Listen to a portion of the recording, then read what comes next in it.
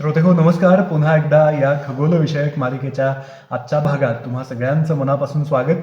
आणि आपल्याबरोबर आहेत ज्येष्ठ खगोल अभ्यासक सौ दीना दामलेताई. नमस्कार. नमस्कार ताई. खरं तर आपण अतिशय दूर दूर असलेल्या ताऱ्यांबद्दल आतापर्यंतच्या सगळ्या भागांमध्ये माहिती जाणून घेतली. नक्षत्रांबद्दल, तारका समूहांबद्दल, त्यातल्या विशिष्ट ताऱ्यांबद्दल, अशा सगळ्याबद्दल माहिती जाणून घेतली. इव्हन 6व्या भागामध्ये तुम्ही जे ॲस्ट्रॉनॉमिकल युनिट आहे, जे अंतराळामधलं जे काही मापन करण्याचं जे काही परिमाण आहे, तर त्याच्याबद्दल तुम्ही सांगितलं होतं. पण हे तारे आपल्यापासून किती दूर आहेत हे आपण बघितलं. पण आपण आपल्या जवळच्या ताऱ्याला, ज्याला आपण रोज बघतो, त्याला मात्र विसरून कसं चालेल? ज्या सूर्याभोवती ही सूर्यमाला सगळी फिरते आहे, तर त्या सूर्याविषयी, आपल्या सूर्याविषयी आजच्या या भागामध्ये आणि सूर्यमालेविषयी आपण जाणून घेणार आहोत. बरोबर ताई? बरोबर. आपल्याला सूर्यापेक्षा सुद्धा, कारण आपल्याला सूर्य हा एक तारा आहे हे माहिती आहे आणि त्याच्याबद्दल बोलायचं झालं तर एक स्वतंत्र एपिसोडच करावा लागेल. आज आपण सूर्यमालेतल्या काही गमती-जमतीचा असा भाग बघणार आहोत. तर आपल्याला कल्पना आहे की सूर्यमालेमध्ये आत्तापर्यंत 9 ग्रह होते. आता प्लुटो ह्याला ग्रह मानलं जात नाही, त्यामुळे 8 ग्रह आहेत आणि सगळ्यात जवळचा जो ग्रह आहे तो आहे बुध. ही सगळी माहिती आपल्याला खरं तर असते, पण त्यातल्या काही काही गोष्टी अशा असतात ना, ज्या आपल्याला अजिबात माहिती नसतात. तर उदाहरणार्थ हा जो बुध जो ग्रह आहे हा. तो सूर्याच्या इतका जवळ आहे, त्यामुळे कल्पना करा की किती प्रचंड उष्णता त्याच्यावर आदळत असणार आहे. म्हणजे किती उष्णता तिथे असेल.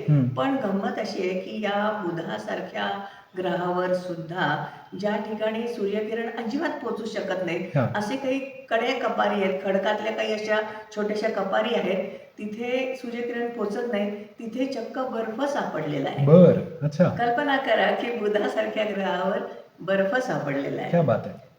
आणि त्याच्यानंतर येतो अर्थात आपला शुक्र.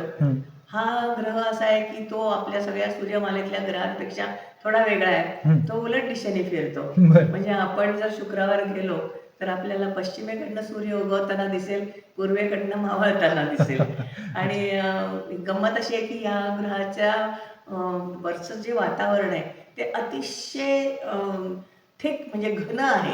अशा विषारी वायूंनी बनलेलं असं ते वातावरण आहे. त्याच्यामुळे आपल्याला त्याचा पृष्ठभाग कसा आहे हे आतापर्यंत बघताच आलेलं नाहीये नीटपणे. अच्छा. शास्त्रज्ञांनी आणि वेगवेगळ्या या संस्थांनी, नासा सारख्या संस्थांनी बरेच प्रयत्न चालू केलेले आहेत जाणून घेण्यासंबंधी. काही प्रोब्स खाली सोडलेले आहेत, पण अजून म्हणावी तितकीशी चांगली कल्पना आपल्याला त्याच्या पृष्ठभागाबद्दल आलेली नाहीये. अच्छा. म्हणजे शुक्र हा जो तेजस्वी दिसतो आपल्याला आकाशामध्ये, पहाटेच्या वेळेला म्हणा किंवा संध्याकाळी सूर्यास्तानंतर म्हणा, हो. तर हे जे सूर्यकिरण त्याच्यावरती रिफ्लेक्ट होतात ते त्या ढगांच्या किंवा त्या घनावरणाच्या वरून आदळून आपल्यापर्यंत पोहोचतात. म्हणून तो जास्त तेजस्वी तेजस्वी आहे. दिसतो. आणि ऍक्च्युली अर्थात हाही एक घन ग्रह आहे. म्हणजे सूर्यापासनं बुध, शुक्र, पृथ्वी आणि मंगळ हे 4 जे आहेत त्यांना रॉकी प्लॅनेट्स म्हणतात. आणि बाकीचे जे आहेत त्याच्या बाहेरचे त्यांना गॅस जायंट्स म्हणतात. अच्छा. म्हणजे आकारानेही मोठे आहेत, म्हणजे राक्षसी आहेत आणि गेशियस आहेत, त्यामुळे त्यांना गॅस जायंट्स असं म्हटलं जातं. अच्छा. तर आपण शुक्रासंबंधी जाणून घेत होतो. तर शुक्राच्या भोवती वातावरण प्रचंड घन असल्यामुळे आपल्याला त्याचा पृष्ठभाग कसा आहे तो अजून समजूच शकलेला नाही. त्याच्यानंतर अर्थातच येते ती आपली पृथ्वी, आपली जननी जन्मदात्री काय म्हणू शकतो आपण, जिच्या कृपेने आपण इथे आहोत, या पृथ्वीवर आहोत, एकमेकांशी बोलू शकतोय, एकमेकांना भेटू शकतोय. ती आपली जननी जन्मदात्री जी पृथ्वी आहे ती सूर्यमालेत एका विशिष्ट स्थानावर आहे. त्याच्यामुळे तिच्यावर जीवसृष्टी आहे असं म्हणता येईल. तर ते जे स्थान आहे, ते जो झोन आहे त्याला हॅबिटेबल झोन किंवा गोल्डीलॉक्स झोन असं म्हणतात. तर त्या हॅबिटेबल झोनमध्ये असल्यामुळे पृथ्वीवरचं जे पाणी आहे ते द्रव स्वरूपात राहायला मदत होते. आता समजा जर हा ग्रह खूप जास्त सूर्याच्या जवळ गेला तर त्याची वाफ होते, उष्णतेमुळे त्या पाणी सगळं वाफ होऊन जातं. थोडं लांब गेलं तर ते घन होऊन जातं, बर्फ होऊन जातं, जशी स्थिती मंगळावर आहे. अच्छा. त्यामुळे पृथ्वीची आपली खासियत अशी आहे की पृथ्वीवर पाणी द्रव स्वरूपात आहे हम्म. आणि म्हणूनच ही सगळी सजीव सृष्टी एवढी बहरलेली आहे. हम्म, हम्म, आणि आपल्या पृथ्वीला हा एकुलता एक चंद्र आहे. हम्म. पृथ्वीला एक चंद्र आहे, त्याच्यानंतरचा जो ग्रह येतो मंगळ, त्याला 2 चंद्र आहेत. अच्छा. ते आहेत फोबॉस आणि डेमॉस. हम्म. ते असे वेड्यावाकड्या आकाराचे काहीतरी ग्रह आहेत, कारण ते त्याची घनता कमी असल्यामुळे त्याचा आकार स्फेरिकल होऊ होऊ शकलेला शकला नाहीये. नाही. म्हणजे आपल्याकडे जे धूमकेतू असतात ते कसे वेडेवाकडे हां, दिसतात तसं बरोबर. आहे. अच्छा. म्हणजे जे वेगवेगळे ॲस्टेरॉइड्स, हां. धूमकेतू जे आपल्यापर्यंत येतात, सूर्याभोवती फिरून जातात, हम्म, हम्म. त्यांचेही असेच वेडेवाकडे आकार असतात. अच्छा. पण ते फक्त मंगळाभोवती फिरत राहिलेत म्हणून आपण त्यांना चंद्र म्हणून म्हणतो. ते ते हां. तसं म्हटलं तर मंगळाने त्यांना कॅप्चर केलंय असं सुद्धा म्हटलं जातं. हां, हां. तर हा मंगळाचे हे 2 उपग्रह आहेत, हम्म. म्हणजे चंद्र आहेत, फोबॉस आणि डेमॉस. हम्म. पण मंगळाची एक खासियत अशी आहे, की मंगळावर एक प्रचंड मोठा असा माउंटेन आहे, म्हणजे ज्वालामुखीचा डोंगर आहे, हम्म. जो आपल्या सूर्यमालेतला सगळ्यात उंच डोंगर आहे. बर. आपल्या पृथ्वीवरच्या भारतातल्या एव्हरेस्टपेक्षा डबल उंचीचा, म्हणजे दुप्पट हो. उंचीचा असा तो माउंट ऑलिम्पस नावाचा डोंगर ह्याच्यावर मंगळावर आहे. बर बर. आणि मंगळाची अजून एक खासियत म्हणजे लांबनं जरी आपण तो म्हणजे अवकाशातनं जर आपण एखाद्या यानातनं त्याच्या जवळपर्यंत पोहोचू शकलो, हम्म. तर त्याच्या पृष्ठभागावर एक सरा उमटल्यासारखा दिसतो आपल्याला. अच्छा. हां. ती भली मोठी कॅनियन आहे. अच्छा. त्याला व्हॅलीस मरिनरीस असं त्याचं नाव आहे. हम्म. आपल्या अमेरिकेमध्ये जसं कॅनियन आहे, हम्म. ग्रँड कॅनियन जसं म्हणतात तसं, तसा एक प्रकारचा तो कॅनियन आहे. बर. आणि अतिशय खोल असा तो मोठाच्या मोठा कॅनियन मंगळावर खूप लांबनं सुद्धा तो दिसू हो. शकतो. अच्छा. अर्थात पृथ्वीवरच्या वरून दुर्बिणीत वगैरे नाही दिसू शकणार, हम्म. पण अवकाशातनं जर आपण आता काही मालिका बघतो कार्ल सॅगनच्या, तर त्याच्यातनं आपल्याला जवळ गेलं तर ते कॅनियन खूप सुंदर दिसू शकतं. हम्म, हम्म. त्याच्यानंतर येतो अर्थात गुरु महाराज. म्हणजे आता हे बाहेरचे प्लॅनेट सुरू झाले, हम्म. बाहेरचे म्हणजे गॅशियस Gaseous. जायंट सुरू झाले. हां. तर गुरु हा आपल्याला माहिती आहे सगळ्यात मोठा ग्रह आहे हम्म. आपल्या सूर्यमालेतला. हो. प्रचंड प्रमाणामध्ये त्याच्याभोवती चंद्र फिरतायत. आणि गंमत अशी आहे की जेव्हा गॅलिलिओला याचा शोध लागला, हम्म. तेव्हा त्याला पहिले 4 चंद्र दिसलेले आहेत, अच्छा. जे सगळ्यात मोठे आहेत. हम्म. म्हणजे गॅनेमेड, कॅलिस्टो, आयो आणि युरोपा, हां. हे ते 4 चंद्र आहेत. त्यांना आपण अजूनही गॅलिलियन मून्स म्हणतो. हम्म. गॅलिलिओनी त्याची दुर्बीण जेव्हा आकाशाकडे रोखली आणि गुरुग्रह बघितला, तेव्हा त्याला हे 4 चंद्र दिसले होते, म्हणून त्याला आपण गॅलिलियन मून्स म्हणतो. हम्म. तसंच गॅलिलिओनी शनी पण बघितलेला आहे, त्याच्याबद्दल आपण माहिती करून घेऊच या. पण गंमत अशी आहे की आता हा जो मंगळ ग्रह आहे आणि गुरु आहे, हम्म. त्याच्यामध्ये एक जागा अशी आहे जिथे खरं तर एखादा ग्रह असायला हवा होता. अच्छा. तर TTS आणि बोर्ड्स नावाचे 2 शास्त्रज्ञ होऊन गेले. हम्म. तर त्यांनी एक असं कोष्टक तयार केलं होतं की ज्याच्या आधारे बरोबर तेवढ्या अंतरावर ग्रह असायला पाहिजे होते, हम्म. आणि ते तसे होते. हम्म. म्हणजे ॲस्ट्रॉनॉमिकल युनिट हे एकक धरून हम्म. त्यांनी बरोबर बुध त्या ठिकाणी पाहिजे, शुक्र, पृथ्वी, मंगळ असे बरोबर त्या ठिकाणावर त्या अंतरावर ते ग्रह होते. अच्छा. पण 2.8 म्हणजे 2.8 हम्म. ॲस्ट्रॉनॉमिकल युनिट हम्म. या अंतरावर जी कक्षा आहे हम्म. सूर्यमालेभोवतीची, हम्म. त्या कक्षेमध्ये एकही ग्रह नव्हता. बर. तर मग त्यावेळेला त्यांनी काय केलं की एक कमिटी नेमली गेली. हम्म. त्याला हिमेल्स पोलित्साय असं म्हटलं गेलं. हिमेल्स पोलित्साय म्हणजे जर्मनीमध्ये हिमेल्स म्हणजे आकाश आणि पोलित्साय म्हणजे पोलीस, आपल्याला माहिती आहे. बरोबर. तर हे असे आकाशात गस्त घालणारे पोलीस.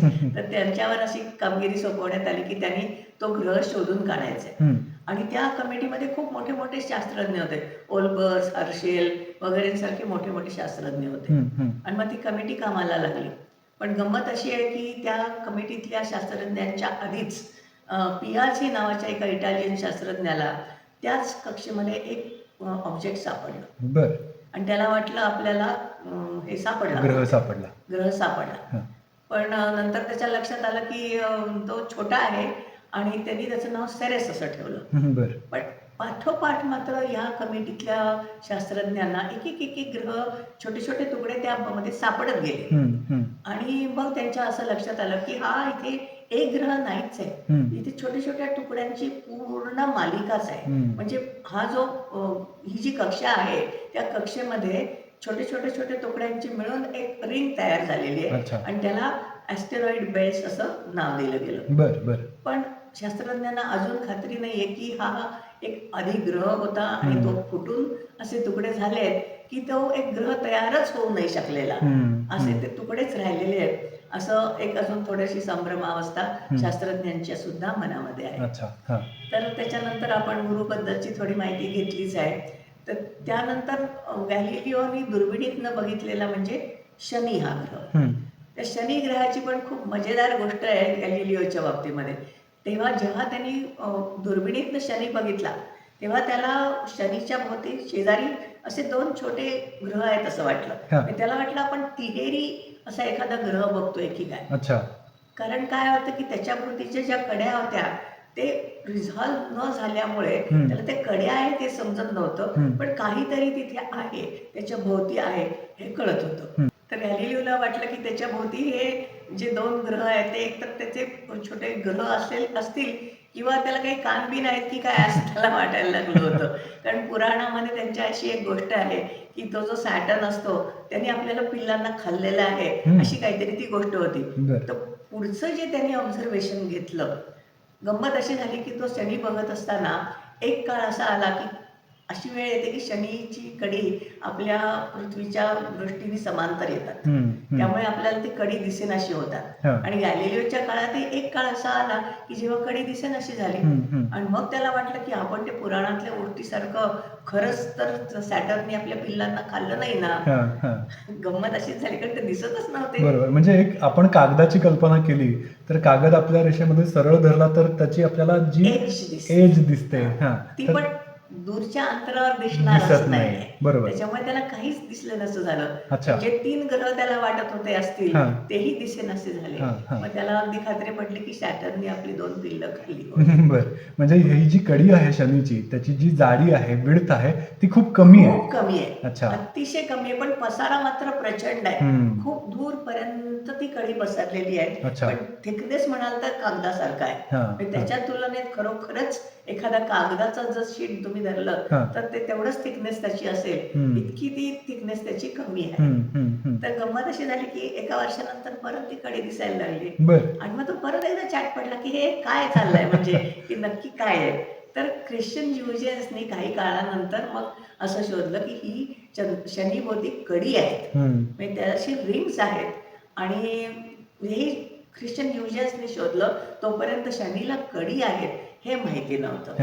आणि मग पुढे जाऊन कॅसेनी नावाच्या शास्त्रज्ञांनी असं शोधलं की ती जी अशी तबकडीसारखी एक सलग अशी तबकडी नसून त्याच्यामध्ये अशा डिव्हिजन्स पण आहेत. म्हणजे एकतर ते सगळी कडी जी आहे ती तुकड्या तुकड्यांनी बनलेली आहे. ती अशी तबकडीसारखी नाहीच आहे. आणि कॅसेनीने असं शोधलं की त्या 2 ह्याच्यामध्ये सुद्धा काही अंतर आहे. म्हणजे बरंच आहे, जवळजवळ काही 2800 किलोमीटरचं अंतर आहे त्या ह्याच्यामध्ये. आणि त्याच्यामधनं सुद्धा काही उपग्रह फिरत असतात. म्हणजे ते एक वेगळीच दुनिया आहे. त्या शनी, त्याची कडी आणि त्याचे चंद्र म्हणजे उपग्रह ह्याची एक स्वतंत्र वेगळं साम्राज्य आहे.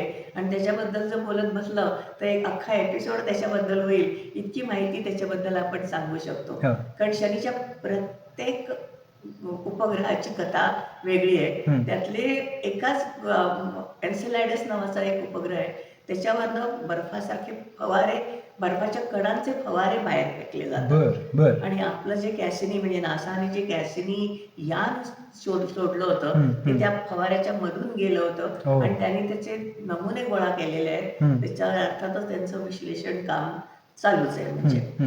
तर हा झाला एक गुरु आणि मंगळावरचा एक ॲस्टेरॉइड बेल्ट. त्याच्यानंतर गुरु, त्याच्यानंतर शनी, व त्याच्यानंतर येतो युरेनस. युरेनस हा असा ग्रह आहे गमतीदार की तो जणू काही सूर्यमालेमध्ये लोटांगण घालत जातो. कारण त्याचा जो ॲक्सिस आहे तो जवळजवळ 90 अंशाने टिल्टेड आहे. म्हणजे त्याचे जे ध्रुव प्रदेश आहे तो इक्वेटोरियल येतात. त्याच्यामुळे तो असा घरंगळत जातोय असं वाटतं. ही त्याची स्पेशालिटी आहे. त्याच्याही भोवती भरपूर चंद्र फिरतात. त्याचा रंग निळा आहे. आणि तसंच नेपच्यूनचाही रंग निळा आहे. त्याच्याभोवती काहीतरी 27 चंद्र फिरतात. तर युरेनस नंतर येतो नेपच्यून. त्याचाही रंग वेगळ्या तऱ्हेने थोड्या शेडमध्ये पण निळाच आहे. आणि त्याच्यानंतर येतो प्लुटो. तर प्लुटोला आता आपण ग्रह मानत नाही. पण त्याच्यानंतर एक नेपच्यूनच्या नंतर एक ॲस्टेरॉइड बेल्ट सारखाच एक प्रचंड मोठा बेल्ट आहे, हम्म. ज्याला क्युपर या शास्त्रज्ञांनी शोधला, म्हणून त्याला कायपर बेल्ट किंवा क्युपर बेल्ट म्हटलं जातं. अच्छा. आणि प्लुटो हा त्या कायपर बेल्टचाच एक भाग आहे, हम्म. म्हणून तो क्युपर बेल्ट ऑब्जेक्टच म्हटलं जातं. हम्म. आणि हे सुद्धा एक कारण आहे की प्लुटो हा ग्रह नाहीये. हा, आणि हा. तो छोटाही आहे, त्याचा उपग्रह छोटा आहे, हम्म. मोठा आहे, म्हणजे त्याच्या तुल्यबळ आहे. हम्म. त्याच्यामुळे सुद्धा तो एक पूर्णपणे ग्रह असा मानला जात नाही. हम्म. तर हा जो मी म्हटलं की कायपर बेल्ट आहे, त्याच्यामधनं जे तुकडे तुकडे असतात ते सगळे बर्फ, खडक वगैरे यांचे बनलेले असतात. हम्म. तर त्याच्यामधनं एखादा तुकडा जर सुटून आपल्या सूर्यमालेत आला, हम्म. तर तो सूर्याभोवती एक प्रदक्षिणा घालून पुढे जातो. हम्म. आणि ते म्हणजे धूमकेतू असतात. हा. तर हम्म. हे सगळे जो कायपर बेल्ट जो आहे, तो धूमकेतूचा खजिना आहे किंवा शॉर्ट पिरियड कॉमेट्स म्हणतात. हम्म. म्हणजे कॉमेट्सचे सुद्धा 2 प्रकार आहेत, long period comet, short period comets. हम्म. तर त्यातला ह्या शॉर्ट पिरियड कॉमेट्सचा हा खजिना आहे किंवा हे उगम आहे असं म्हणता येईल. बर बर. आणि आपल्या या सगळ्या सूर्यमालेला पूर्णपणे त्याच्या भोवती ऑल एनकम्पासिंग असं जे आपण म्हणू शकतो, हम्म. असा एक मोठा क्लाउड सारखा आहे. क्लाउड म्हणजे तरी काय, तिथे असेच तुकड्या तुकड्या तुकड्यांनी बनलेला एक मोठा असा कवच सारखा आहे हम्म. सूर्यमालेभोवती. हम्म. त्याला वुड्स क्लाउड म्हणतात.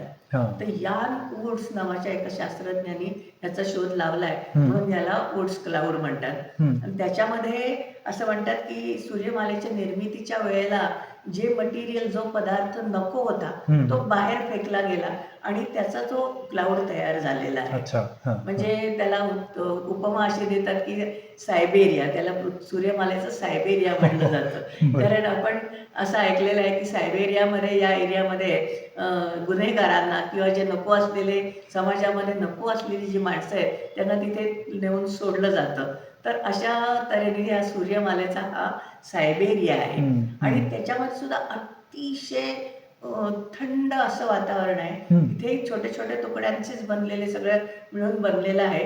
आणि त्यातनं जे कॉमेट्स आपल्यापर्यंत येतात हम्म. ते लॉंग पिरियड कॉमेट्स आहेत असं अच्छा. आपण म्हणू शकतो. हम्म. हम्म. हम्म. एखादा जर म्हणजे अवकाशाच्या म्हणजे इंटरस्टेलर भागातनं एखादा तारा जर तिथनं जवळनं गेला, हम्म. तर त्याच्या गुरुत्वीय बळामुळे सुद्धा एखादा त्यातला तुकडा बाहेर आत फेकला जातो. हा, आणि हा. मग तो धूमकेतूच्या स्वरूपामध्ये आपल्या सूर्यमालेमध्ये येतो. हम्म. हम्म. आणि मग तो सूर्याभोवती फिरून आपल्याला धूमकेतूच्या स्वरूपात दर्शन देऊन हम्म. पुढे जातो. कारण कारण असं असतं की तो जो तुकडा जो असतो, तो बर्फ आणि अमोनिया वगैरे अशासारखा प्रकारचा बनलेला असतो. हम्म. हम्म. आणि त्यातलं जे मटेरियल असतं ते सब्लिमेट होतं. हा. म्हणजे काय होतं की एकदम घन पदार्थापासून त्याचं वायुरूप होतं. हम्म. हम्म. आणि मग आपल्याला ते धूमकेतूचा तो फवारा हम्म. किंवा पिसारा बघायला मिळतो. बरोबर. तर अशा तऱ्हेने ह्या 2 ठिकाणाहून येणारे जे तुकडे असतात, हम्म. ते आपल्याला धूमकेतूच्या स्वरूपामध्ये दिसतात. हम्म.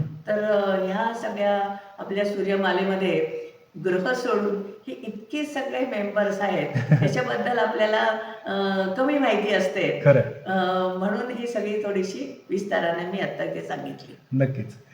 खूप खूप वेगळी माहिती जी आपण रोज ग्रह बघतो अवकाशामध्ये, तर त्यांचेच वेगवेगळे पैलू ह्या सूर्यमालेच्या आजच्या भागामध्ये आपल्याला बघायला मिळाले, ऐकायला मिळाले. पुन्हा एकदा लीनाताई, तुमचं खूप मनापासून आभार मानतो आणि पुढल्या भागात आपण भेटणार आहोतच. धन्यवाद.